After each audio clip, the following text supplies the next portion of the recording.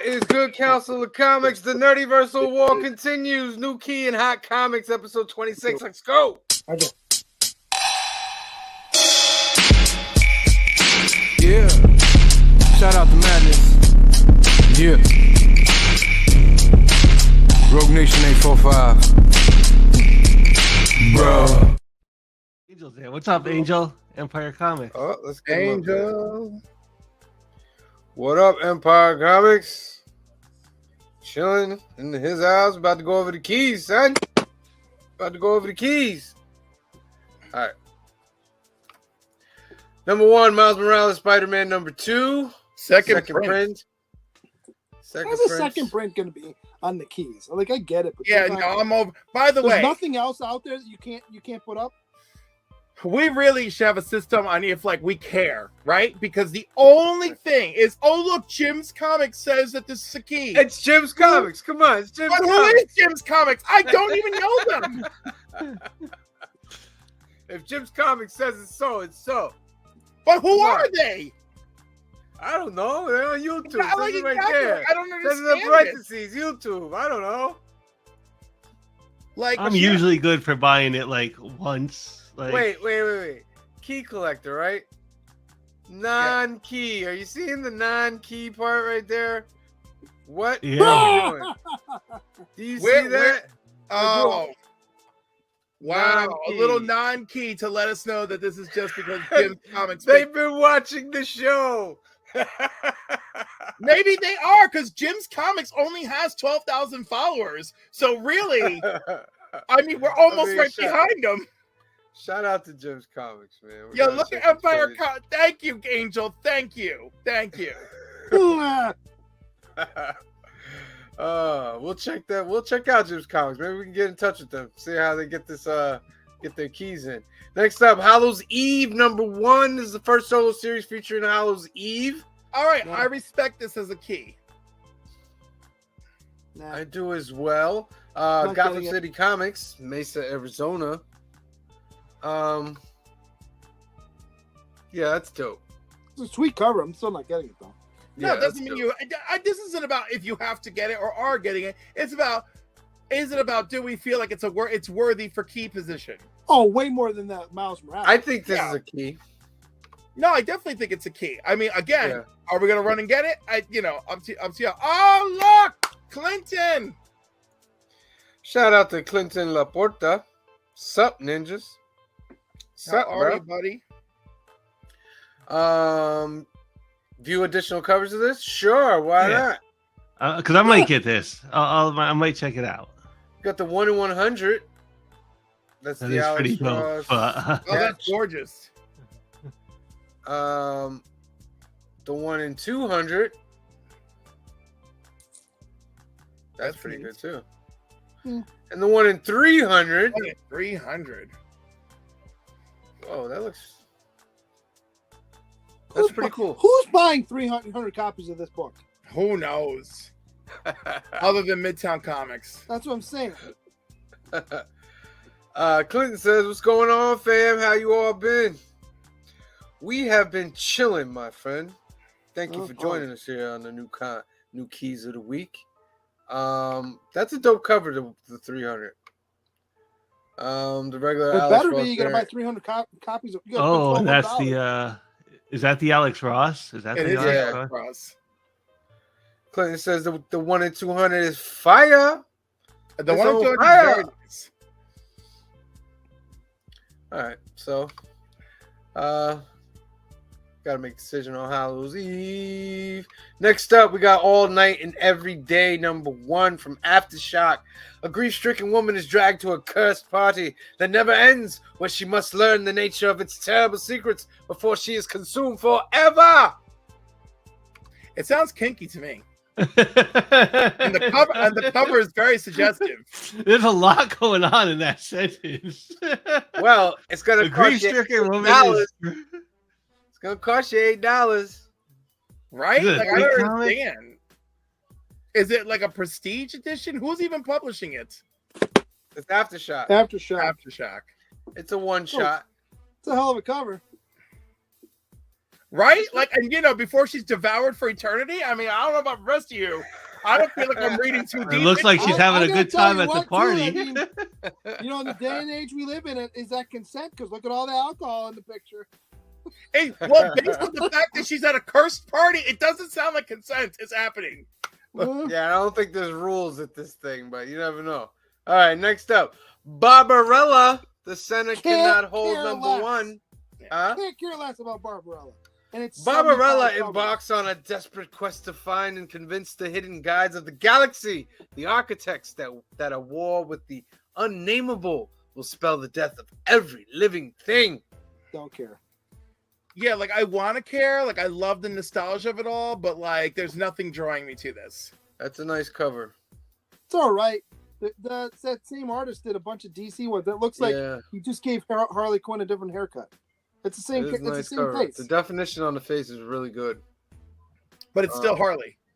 It's Harley Quinn. Yeah. It looks like DC rejected it, and they're like, "Yeah, we'll use it." Next up, Deadfellows number 1.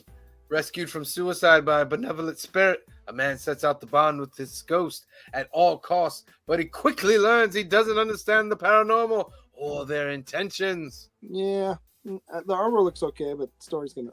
I'm out. Yeah, I'm not going for it. No, sir, I'm not buying it. What about you, Phil? I doubt it, just because there'll probably be better things that'll get my $5 this week. Sorry. Says Derek Chu. All right. Next up, Hunt, Kill, Repeat number 1. Nope. A decade after the Greek gods invaded Earth and enslaved humanity, the goddess Artemis seeks revenge against her father Zeus, whose ideology she defied and was punished by being stripped of everything she ever loved. Nope. No. Maybe? Yeah, it'll be like that'll be I gotta give it a look in person. Yup. Nope. That carries a $5 tag. Next up, Phantom Road number 1. A car wreck reveals a strange artifact that sends 2 truckers into a surreal world where they are pursued by strange and impossible monsters. This one I read on the synopsis I read. It's a Lemire too. So like I like Jeff Lemire. Yeah, I'm on the fence on this one. I have to look at it. Yeah, Lemire is good. His last one. What was the last one? He had 2 last ones. He had the one with the line. It was drawn crazy. I forget what it was. Yeah, it was. Yeah, I know which one you're talking. You know what I'm talking about? Like, covers. Yeah, he kept following the line, and then the one about the dog in space. Jeez, I'm horrible. Yeah, I'm horrible. Some of these indies feel forced and lacking imagination, and that's often true. Let's show that comment. I did already. Oh, sorry. Next up, Red Zone number 1. An American professor is tasked by the government for a secret international mission back to Russia, where his long-buried secrets are revealed, forcing him to fight his way out of the country, utilizing a particular set of skills. Okay, so it's Taken, except that, like, the dude is saving himself. Yes. Out of Russia. Right.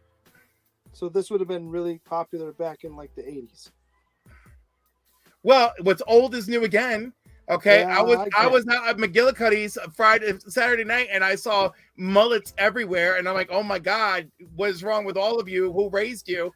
And then I saw girls standing outside in line of P&Gs with wearing almost nothing, freezing, waiting to get into a club, and I'm like, oh my god, 25 years ago I was wondering what was wrong with young women, and I see nothing's changed. So you mean nothing's changed? Nope, we failed. We failed.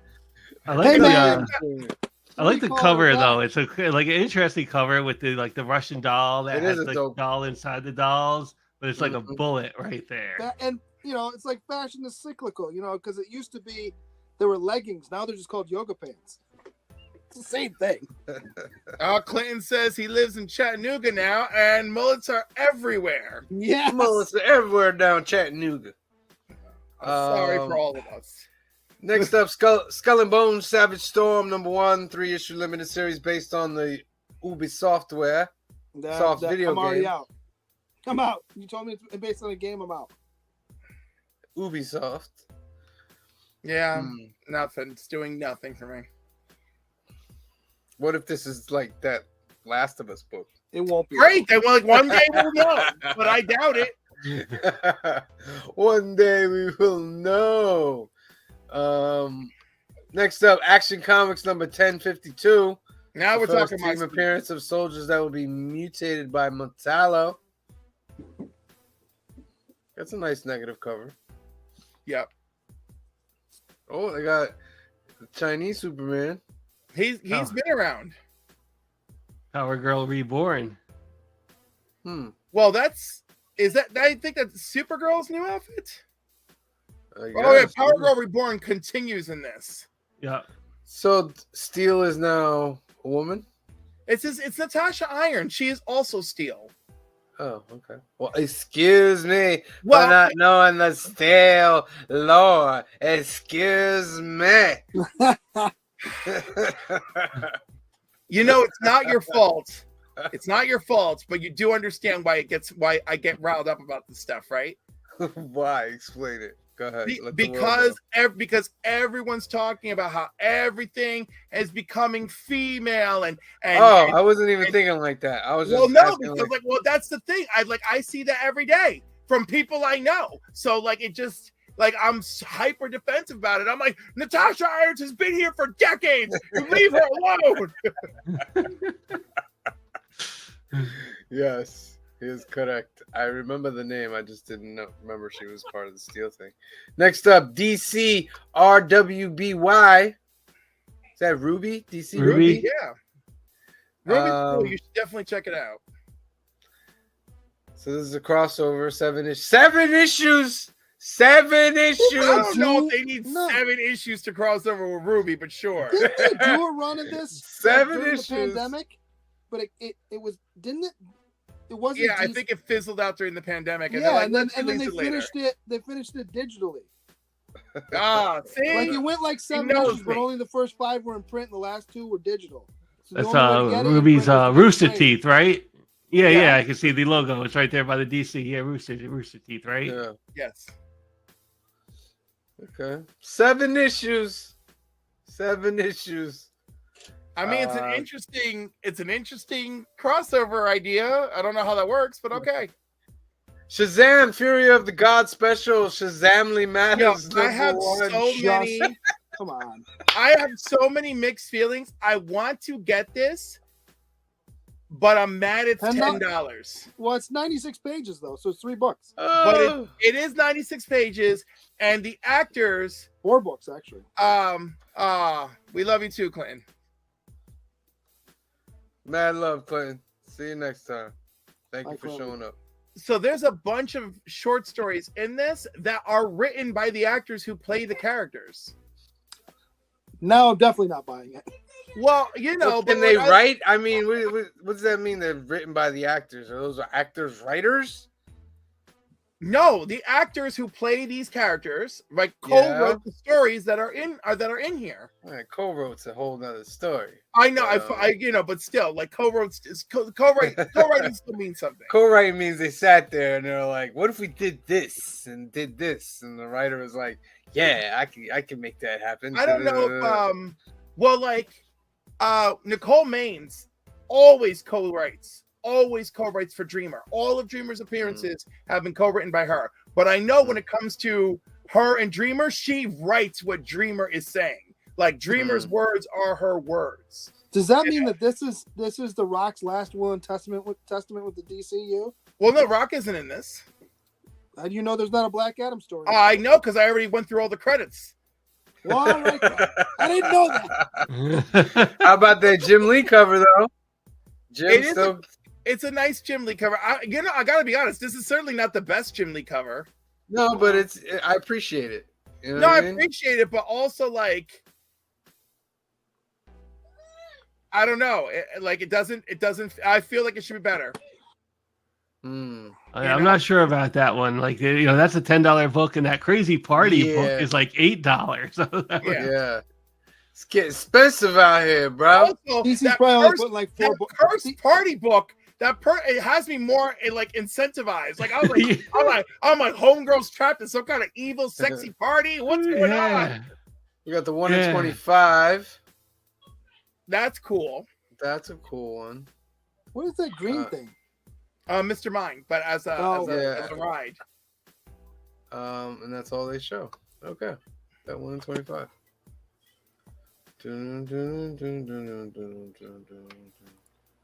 Oh no, I've lost control. Here we go.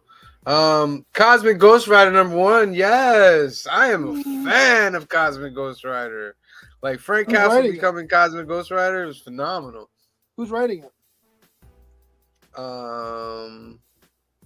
Wasn't there a thing here that we could click and find? Oh, was it here? Ooh. Scroll down a little bit. Stephanie Phillips That is. and Juan Cabal is drawing. With the additional covers. Yeah. Did you ever read any of the Cosmic Ghost Rider books? I read his first appearance and stuff. Yeah, it's good, man. Like when he saves Thanos as a baby and stuff. Like the whole thing was Frank Castle becomes Ghost Rider, and he basically raises baby Thanos. Yes. Punisher? I just want Frank Castle? Yeah, Frank Castle. This is the Punisher. So Stephanie Phillips. She's worked on Harley Quinn, Grimm for Boom Studios. Yeah, she does good with Grimm. Grimm is really good. She's got Rogue and Gambit #1 coming out, so she's got some good stuff ahead of her.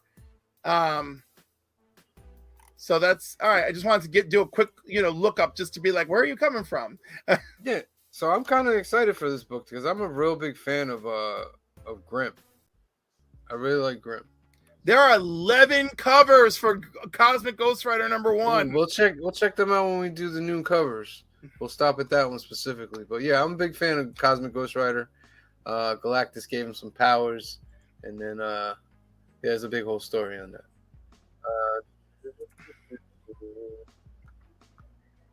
Cannot see the scene. There's something blocking. Ghost Rider #12. Final page cameo of Danny Ketch as Weapon X. How can he be Weapon X? Dumb. Yeah. But guys. Danny Ketch, and we haven't seen Danny Ketch in a long time. I haven't seen him in a while. The Ghost Rider book is really good. I haven't been paying for it because I can't afford it, but I've been watching videos with Comics Explained with Rob, and Dope Spill is another one. That's a dope one that goes over comic books, and Ghost Rider is pretty good, man. They brought Johnny Blaze back, and it was pretty good. I know Joey's a fan of it too. Next up, Iron Man #1. I am Iron Man. That exposes a different era of Iron Man. I want to get this, but it just sounds like, and I think it's only going 4 or 5, right? It just sounds like sure. a bunch of those shorties, which is fine, but I don't know. There's a 1 in 25. Nah, I'm good on that. It's good on that, man. Murder World Game Over #1, final issue of the Murder World crossover. Yeah, finally. So you've been enjoying Murder World? I've been enjoying it. It's really good, man. It's this is the thing. We got all these big news titles that aren't always fulfilling, right? Mm-hmm. And then this just came swooping in under the radar, and it's just been great. Who will live? Who will die? The contestants are crazy. It's great. I love it. I liked in the last book, you thought one of the contestants was a Black Widow agent, and you found out she's a Hydra agent. Yep. It's basically a Black Widow agent, really, for Hydra. Yeah, it's Jim Zub. Jim They're Zub. fighting like a Marvel like character, like they're fighting like a Marvel hero. And like Moon Knight, like they really got crazy with Moon Knight. I think he sang and stuff. Like while he beat them up. Now, is Jim Zub? Did he write all of them? Or he just write? Or is I there think a he different wrote all writer of for them. each? That's pretty cool. I like it when it's continuously written by one person, a certain story. Murder World. Rogue and Gambit #1. We're gonna try this again. That We're is gonna try also Stephanie Phillips also wrote that. Stephanie Phillips? Yep. Oh. Let me get in some work. Rogue and Gambit. They're trying it again. Listen, Rogue and Gambit was. I They're a remember good when couple. when Gambit first came in, and I loved the story with Chris Claremont. Like Gambit was always trying to get with Rogue, and Rogue would always be like, "Nah, I can't do it, honey." Nah. Like nah. But he was persistent, man, and he he finally got her. So, love Rogue and Gambit. They're probably top 5 X-Men for me of all time. So, you know, I gotta say something weird. I never really cared for Arcade too much, and yet Arcade is the villain in 2 of my favorite stories. Yeah. You know, because Avengers Arena, he's the main villain, and I loved it. And this Murder World thing has been excellent, and I love it. And it's like really funny how like Arcade is becoming a favorite villain of mine because he's been done very well. Arcade's fun. I don't know about that 1 in 25. No. That looks like I watercolored it in my sleep. The 1 in 100. Ooh, Mystique. Oh, that Mystique. That's Ross, right? Is it? I think it is. Is there a 1 in 300 where she's in full color? No, it's variant. That is Ross. You can tell. Look how different. Look how different it looks, right? Yeah, with the painting, it's gorgeous. Yeah. And the lighting on her boobs is magnificent. That's the shadow effect, right? Empire Comics picked up Arcade's first appearance last week. Nice. Oh, look at that. That's it. Yeah. Just picked up Arcade's first appearance last week. Nice. First appearance of Spider-Gwen, Shadow Clones #1. Here come the clones again. First appearance of a Gwen Stacy, Dr. Octopus villain.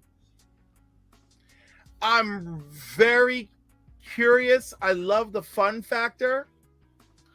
Now, correct me if I'm wrong. Spider-Gwen is not part of the 616 yet, right?